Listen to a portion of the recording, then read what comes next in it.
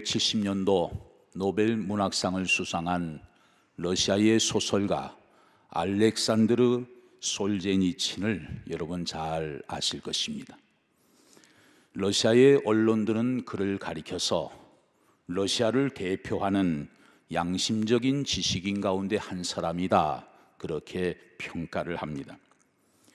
물질주의와 구소련 체제 등을 함께 비판하면서 러시아의 개혁자로 활동했던 솔제니친이 언젠가 미국의 하버드 대학에서 연설하는 가운데 이런 말을 했습니다. 우리는 정치와 사회 개혁에 지나치게 많은 희망을 두고 있다. 그러나 결국 발견하게 되는 것은 우리들의 가장 소중한 자산인 영적인 삶을 빼앗기고 있다는 사실이다. 우리가 물질에 너무 지나치게 집착을 하고 세상적인 방법, 정치적인 방법에 지나치게 의존하게 될 때 결국 우리는 그 무엇보다도 소중한 영적인 자산을 잃어버리고 살아가게 된다는 것입니다. 그렇게 되면 설령 물질을 많이 얻을 수 있을지는 모르지만 인생의 가장 중요한 복의 근원자 되시는 하나님에게서 멀어질 수밖에 없고 결국 빈 껍데기만을 붙들고 살아가는 어리석은 인생이 될 수밖에 없다는 사실을 일깨워 주고 있습니다. 오늘 본문에 보면 하나님이 함께 하시는 사람, 하나님이 도우시며 하나님의 도구로 사용하시는 사람은 과연 어떤 사람인지 이방인 고넬료를 통해 잘 말씀해 주고 있습니다. 이 시간 고넬료는 어떤 사람인지 함께 살펴보면서 주시는 은혜와 교훈을 나누고자 합니다.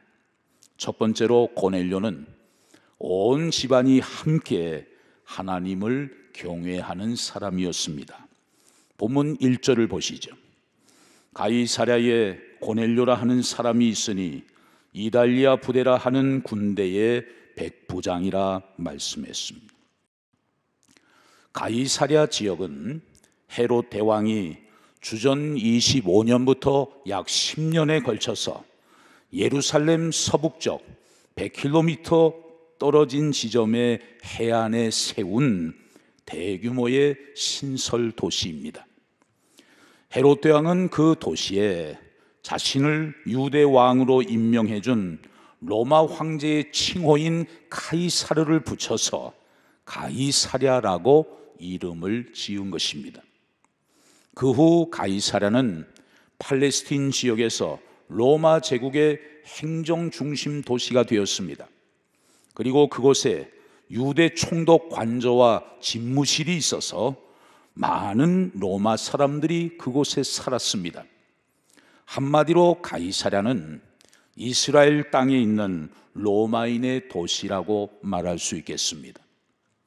그 가이사랴에 오늘 본문에 고넬료라는 사람이 살고 있었습니다. 그는 로마 사람들로만 구성된 이달리아 부대의 백부장이었어요. 이달리아 부대, 이것은 이탈리아에 속한 부대, 그런 뜻입니다. 당시 로마 제국은 식민지에서 일어날 수 있는 소요나 폭동에 대비하기 위해서 로마 사람들로만 구성된 군대를 배치하곤 했습니다. 그러므로 가이사랴에 주둔하고 있던 이달리아 부대의 백부장 고넬료 역시 로마 사람이었어요. 그리고 유대인들의 입장에서 볼 때 고넬료는 이방인이었음을 우리가 확인할 수가 있습니다. 그 고넬료에 대해서 본문 2절은 이렇게 소개합니다. 그가 경건하여 온 집안과 더불어 하나님을 경외하며 백성을 많이 구제하고 하나님께 항상 기도하더니. 이 말씀은 짧은 단 한 문장에 불과하지만 고넬료가 하나님과 사람들 앞에서 얼마나 신실하게 살아가는 사람이었는지를 생생하게 증언해 주는 말씀이에요. 온 집안이 함께 하나님을 경외했다는 것은 고넬료의 신앙의 모습에 진실성이 있었다는 것을 말씀해 줍니다. 지식으로만 하나님을 찾은 것이 아니었습니다. 입술로만 하나님을 부른 것도 아니었습니다. 그의 전 삶을 통해 하나님을 온전히 경외했기 때문에 그 영향력이 온 가정에 미치게 되었던 것이죠. 몇 년 전에 미국의 한 여론조사 기관에서 미국 가정의 아이들의 가치관을 설문조사한 적이 있었습니다. 질문은 자녀들이 부모에게 원하는 것이 무엇인가? 이런 질문이었어요. 부모들은 생각했습니다. 우리 자녀들이 원하는 것은 부모와 좀 더 시간을 많이 갖기를 원할 것이다. 그렇게 예상했어요. 그런데 아이들의 대답은 전혀 달랐습니다. 아이들의 23%가 우리 부모들이 돈을 더 많이 벌어오면 좋겠다. 그렇게 대답을 했어요. 겨우 11%만 부모님과 함께 시간을 더 보내기를 원한다. 이렇게 대답을 했어요. 여러분, 이것은 무엇을 의미하는 것일까요? 물질, 돈에 집착한 어른의 가치관이 이제는 가정 안에서 아이들의 가치관이 되어버린 것입니다. 이게 여러분 부인할 수 없는 오늘날의 현실이죠. 부모님과 시간을 더 많이 가지는 것보다 부모님이 돈을 더 많이 가져와서 우리가 더 많은 혜택을 보면 좋겠다는 아이들의 숫자가 배가 넘는다면 그것이 암시하는 게 뭘까요? 돈을 더 많이 벌어오지 못하는 부모는 이제 별 볼 일 없는 부모이고 그 밑에 있는 나는 억울하고 불행한 사람이라는 생각이 든다는 거예요. 돈에 집착하며 살아가는 어른들의 가치관이 이제 아이들의 가치관이 돼버리고 만 것입니다. 결국 그 책임은 누구에게 있는 것일까요? 이 모든 책임이 바로 저와 여러분, 우리 어른들에게 있는 것 아니겠습니까? 물질의 가치가 아니라 영적인 가치를 중요하게 여기고 내 삶의 주인이 진정 물질이 아니라 하나님이라는 사실을 가정에서부터 바르게 고백하며 가르치게 될 때 그 바른 신앙의 정신은 자녀 손들에게 가장 귀한 유산으로 물려지게 될 것입니다. 온 집안이 함께 여호와를 경외했다는 것은 참 중요한 의미를 내포하고 있어요. 경건한 가장 고넬료 한 사람으로 인해서 온 가족이 영적인 영향력을 받고 하나님만을 경외하는 참된 믿음의 가문이 될 수 있었던 것입니다. 이 자리에는 한 가정의 가장들이 많이 계실 것입니다. 고넬료를 통해서 오늘 여러분들 거룩한 도전을 받으십시오. 가장의 자리는 가정을 대표하는 자리이면서 동시에 가족들을 부양해야 하는 많은 의무와 책임을 지고 있는 정말 힘든 자리입니다. 그러나 그만큼 가족들에게 선한 영향력을 미칠 수 있는 중요한 자리임에 틀림없어요. 여러분 모두, 특히 가정의 가장 되시는 분들 모두 고넬료처럼 진실성 있는 경건한 신앙의 모습을 통해서 여러분 한 사람 한 사람으로 인해 온 집안이 여호와 하나님만을 경외하며 살아가게 되는 복된 신앙의 가문 다 이루게 될 수 있기를 주의 이름으로 축복합니다. 두 번째로 고넬료는 백성을 많이 구제한 사람이었습니다. 본문 2절에 보면 그가 경건하여 백성을 많이 구제했다고 기록하고 있어요. 그의 믿음은 위로 하나님을 향하여 참 진실했습니다. 뿐만 아니라 옆으로 타인들을 향해서도 참 진실했어요. 이것이 진짜 신앙인의 모습이라는 것을 우리가 너무 잘 알고 있지 않습니까? 우리는 간혹 주변 사람들에게 이런 평가를 하곤 합니다. 아무개는 하나님을 참 잘 섬기기는 하는데 이웃과의 관계는 좀 부족한 것 같아. 이 말 맞습니까? 틀립니까? 사실 이 말은 틀린 말이에요. 하나님을 잘 섬기는데 어떻게 이웃과의 관계가 안 좋을 수가 있겠습니까? 우리가 하나님을 바르게 믿으면 하나님과의 관계가 바르게 될 뿐만 아니라 이웃과의 관계도 자연히 변화될 수밖에 없는 것이죠. 로마 군대의 백부장이라고 하면 지배해야 하는 사람입니다. 정복해야 하는 사람입니다. 무력을 통해서라도 다스려야 하는 사람이 바로 고넬료였어요. 그런데 고넬료의 믿음이, 그 삶이 참 아름답습니다. 백성들을 구제했다는 것입니다. 그것도 많이 구제했다는 사실이에요.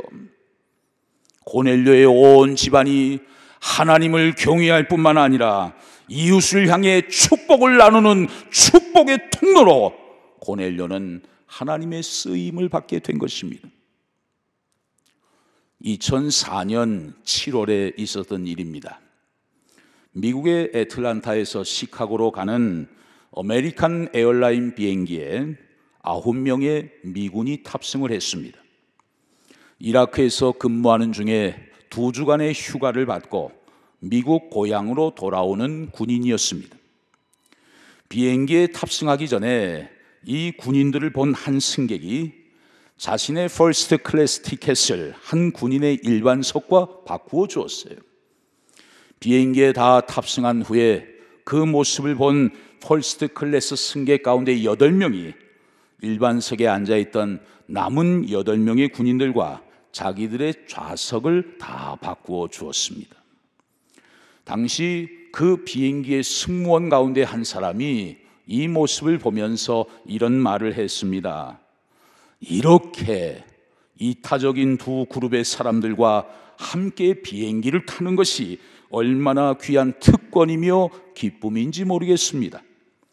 첫째 그룹의 사람들은 다른 사람들의 자유를 위하여 자신들의 생명을 기꺼이 내놓은 사람들이고, 둘째 그룹의 사람들은 감사합니다라는 표현을 부끄러워하지 않는 사람들입니다.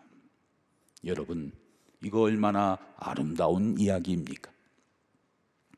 정말 다른 사람들을 배려하고 감사합니다라고 말할 줄 알고 내가 가진 것들을 서로 나눌 줄 아는 그런 사람들과 함께하는 삶이 얼마나 기쁘고 행복한 삶이겠습니까?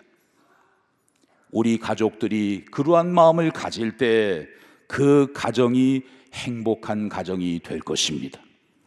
우리 교회 안에 남을 배려할 줄 알고 작은 것에도 감사할 줄 알고 하나님의 축복을 나누는 사람들이 많아지게 될 때 우리 교회는 정말 행복한 교회가 될 것입니다. 우리가 살고 있는 이 사회 속에서 남을 먼저 생각하고 늘 감사합니다라는 표현이 입술에서 떠나지 않고 내가 가진 것을 기꺼이 나눌 줄 아는 사람들이 많아지게 될 때 우리 사회는 진정 좀 더 건강한 사회로 밝아지게 될 것입니다. 하나님이 우리에게 많은 은혜와 복을 베풀어 주시는 이유가 바로 우리를 축복의 통로로 삼으시기 위함이라는 사실을 우리는 꼭 기억하며 살아야 할 것입니다. 본문 4절 하반절에 보면 참 중요한 말씀이 나와요. 네 기도와 구제가 하나님 앞에 상달되어 기억하신 바가 되었다고 말씀합니다. 31절에도 반복해서 말씀합니다. 고넬료야, 하나님이 네 기도를 들으시고 네 구제를 기억하셨으니. 여기서 우리는 하나님이 어떤 분이신가를 깨닫게 돼요. 하나님은 어떤 분이십니까? 한마디로 기억하시는 분이라는 거예요. 기억하시는 분. 내가 힘든 인생길 속에서 남몰래 눈물 흘리며 탄식하며 하나님 앞에 엎드려 간구하는 그 기도 하나하나를 하나님이 다 기억하신다는 거예요. 우리가 주의 사랑으로 베푸는 작은 섬김 하나하나까지도 하나님이 다 기억하신다는 거예요. 기억하시는 하나님이다. 내 기도와 구제가 하나님 앞에 상달되어 기억하신 바가 되었으니, 이거 여러분 무슨 뜻일까요? 구제하는 자의 기도를 하나님이 기억하시고 하나님께서 그 간구대로 역사하신다는 뜻이 아니겠습니까? 하나님을 향한 우리의 기도와 이웃을 향한 우리의 구제가 함께 하나님 앞에 기억되고 다 상달된다는 것입니다. 그렇습니다. 이웃을 향해서 하나님의 사랑과 축복을 나누는 자들에게 더 큰 축복과 사랑이 하나님으로부터 주어지게 됩니다. 다른 사람을 생각하는 이타적인 사람, 다른 사람을 섬기고 베풀 줄 아는 사람, 그 삶 속에 하나님이 주시는 축복은 너무나 엄청난 것입니다. 성 어거스틴은 청지기직에 대해서 이렇게 얘기를 합니다. 하나님께서 당신에게 주시는 것이 얼마나 많은지를 찾아보아라. 그리고 당신에게 꼭 필요한 것들만 거기에서 빼어보아라. 나머지는 모두 다른 사람들을 위한 것이다. 어거스틴의 말이에요. 하나님이 나에게 베풀어 주신 은혜와 축복이 참 많습니다. 그래서 여러분 한번 헤아려 보세요. 그 가운데서 나에게 꼭 필요한 것들만 그렇게 뽑아보세요. 나머지는 누구 겁니까? 다 다른 사람들을 위한 거예요. 여러분, 다 베풀라고 주신 거예요. 우리도 고넬료처럼 하나님의 축복을 바르게 받고 그 축복을 바르게 사용함으로 말미암아 이웃을 많이 구제하고 다른 사람들에게 언제나 하나님의 축복의 통로로 귀하게 쓰임을 받는 복된 여러분 다 되시기를 주의 이름으로 축복합니다. 마지막으로 고넬료는 하나님께 항상 기도하는 사람이었어요. 본문 2절 하반절에 보면 그가 경건하여 하나님께 항상 기도했다고 증언하고 있습니다. 그냥 기도하는 사람이 아니었습니다. 항상 하나님께 기도했어요. 어려울 때 당연히 기도하지만 편안할 때도 늘 기도하는 사람이었어요. 하나님의 도우심이 필요할 때도 기도하지만 도우심을 받고 문제가 해결된 이후에도 항상 기도하는 사람이었어요. 특별 새벽 기도회 때도 기도하지만 기도회 끝나고 나서도 항상 기도할 수 있는 그런 사람이었어요. 내 필요를 위해서도 기도하지만 다른 사람들의 필요를 위해서도 언제나 중보 기도하는 것을 말합니다. 고넬료는 훌륭한 기도의 모델이 되어주는 거죠. 변함없이 항상 기도하는 고넬료에게 하나님은 어떤 응답을 해 주셨을까요? 오늘 본문에 보면 기도하는 가운데 하나님이 고넬료를 만나 주셨습니다. 그리고 환상을 통해서 고넬료가 경험하게 될 앞으로의 길을 미리 보여주셨습니다. 뿐만 아니라 신실한 사람들을 붙여주셨고 결국 사도 베드로를 만나게 해주셨어요. 고넬료는 이방인이었습니다. 그래서 감히 그런 생각을 할 수도 없었고 그런 계획을 세울 수도 없었습니다. 그런데 하나님께서는 그를 하나님 나라의 귀한 일꾼으로 세워주셨습니다. 고넬료는 이제 로마 제국의 장교가 아니라 하나님이 귀하게 사용하시는 하나님 나라의 장교가 된 것입니다. 항상 하나님께 기도하던 고넬료를 하나님은 친히 만나 주셨어요.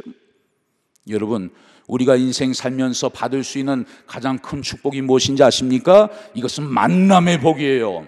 살아계신 하나님을 인격적으로 만나고 예수 그리스도를 인격적으로 영접하고 주변에 좋은 분들을 만나는 만남의 축복이 가장 귀한 복인데 고넬료가 바로 그 복을 받은 것입니다. 그 복을 받은 고넬료의 앞길을 하나님이 인도해 주셨습니다. 결국 이방인들에게 구원의 문을 활짝 여는 놀라운 선교의 역사에 고넬료를 선두주자로 세워주신 것입니다. 여러분, 우리의 인생 가운데 지금도 변함없이 적용되고 있는 하나님의 법칙이 있습니다. 그게 무엇일까요? 그것은 바로 심는 대로 거두게 된다는 것입니다. 한번 따라해 보실까요? 심는 대로 거두게 된다.